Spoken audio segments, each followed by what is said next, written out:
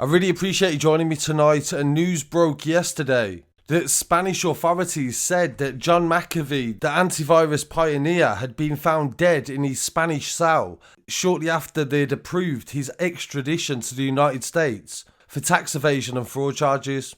But at the same time, it's also reported that he could have appealed these claims, and his lawyer said he was in good mental health, and he had also said several times via his social media accounts that he would not kill himself. And the mystery only gets even bigger from this latest revelation. The independent newspaper said earlier today that the Instagram account belonging to the cybersecurity entrepreneur John Mcafee posted the image of the letter Q, an apparent reference to QAnon, on Wednesday, minutes after it was reported by multiple news agencies that he was dead in an apparent suicide in a Spanish prison. And today I can report that they've actually deleted his Instagram account completely. That was the last ever post. They go on to say in the article that the QAnon conspiracy theory emerged under Donald Trump, and it is the belief that the president was waging a war against the global cabal of cannibalistic Satan worshippers, Democrats and paedophiles. This bizarre theory, the media say, among its believers is a sizable chunk of the president's supporters. Was that the last play to the media for John Mcafee? Because everybody knows one thing is that John was very good with the media. I found this news out from WikiLeaks, and also Edward Snowden has been tweeting about it as well. Because any moment now in any coming days we should expect to see thousands of files that were hidden away that he should release automatically to the press. This was part of the mystery and the guise and the attraction to John, is that he would regularly tweet about mysteries of the world that he had the answers to, even saying at one point last year that he knew who made Bitcoin. John Mcafee originally made the antivirus Mcafee, but he left the company in '94 and since then went on to do various different things, such as cryptocurrency promotion, which he was wanted in America for fraudulent claims, and he was also wanted in relation to the murder of a neighbour of his. They are still waiting to do an autopsy, but Spanish authorities are confident that he died from hanging. His wife Janice said in 2020, after he'd been arrested, that Spain has been illegally holding John since Wednesday, and he's lost £25 since then in prison. He's 75 years old and they are jeopardising his health. The team of lawyers, she said, are working on this immediately. The Spanish police did not give any statement in relation to identifying him initially, but the media was very confident that it was him. Mcafee made his fortune in the 80s and 90s. Since leaving, he's been mired with one controversy after another, and he dipped his toe in several ventures such as yoga, herbal antibiotics, and even cryptocurrency. The US Attorney for Manhattan, Audrey Strauss, said that it's alleged that Mcafee and his accomplices exploited a widely used social media platform, namely Twitter, and excited investors in emerging cryptocurrencies. They would go on to earn millions of pounds from this, lies and deceit, she said, and broadly speaking they made large amounts of money from the altcoins, and he's alleged to have made millions of pounds from these promotions.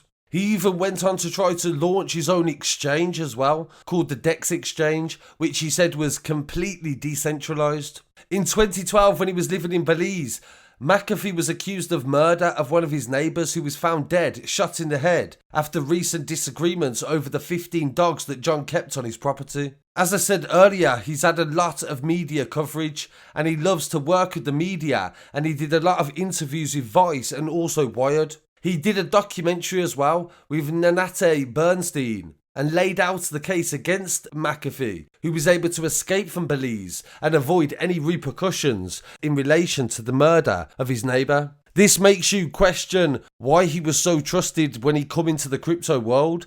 He had a very tainted past, and he's openly admitted his battle with drugs. He said in a tweet when he was in prison, that he's got a phone in prison, that he was in much sorrow in prison, and it's disguised as hostility.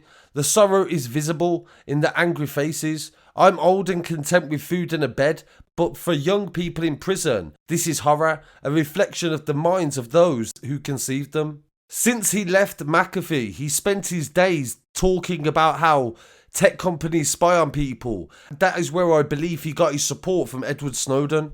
They've eroded the privacy of our lives. And he blamed big tech companies and our laziness for the primary cause of the problem. The antivirus company went on to sell for £7.7 billion, but Mcafee was only valued at £4 million officially in 2019.